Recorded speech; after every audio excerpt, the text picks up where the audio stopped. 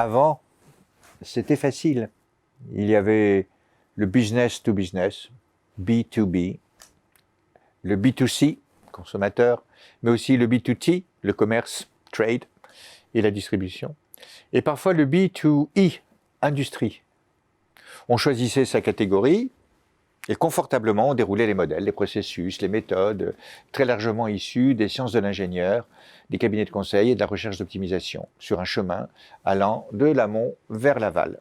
Cela est toujours vrai évidemment, mais l'on voit apparaître nettement des chaînes plus longues, peut-être plus complexes, par exemple le B2B2B ou encore le B2B2C, et même le B2B2B2C, voilà, on peut jouer, on peut constituer ainsi de très longues chaînes, mais ce serait une erreur.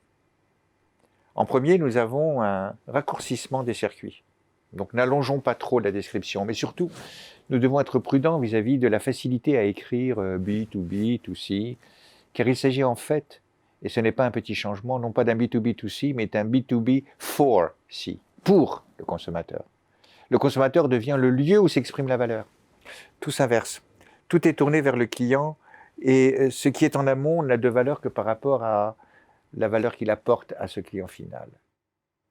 Ainsi, nous devons dissocier le marché de transaction, le B2B, là où j'opère, du marché de valorisation, parfois nous n'existons même pas, 4C.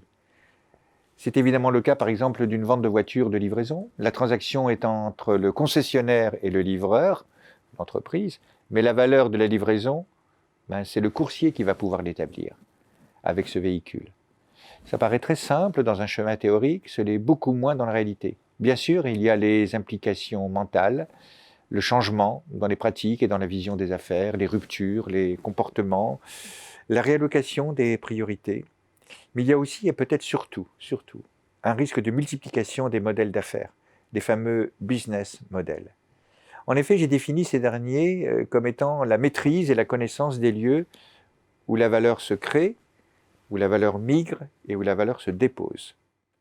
Par exemple, dans le cinéma, que vous connaissez, le scénariste contribue beaucoup à la valeur, le réalisateur et le distributeur font migrer la valeur vers le film et le producteur recueille l'argent quand il y en a. Le modèle traditionnel B2B2C suppose une maîtrise complète de la valeur tout au long de cette chaîne. Avec le B2B4C, il n'en est rien.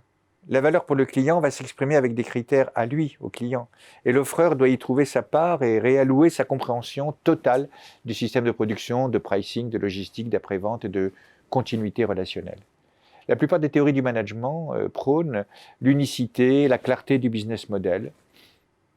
C'est délicat, mais je crois que nous devons oublier cet âge d'or.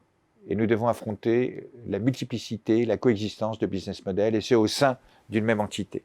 Beaucoup d'entreprises, mais aussi beaucoup de fonds d'investissement que j'ai consultés sur ce thème, sont incapables de relever ce défi, car chacun va exercer son activité dans sa zone de confort, beaucoup plus représentée par le passé que par la rupture.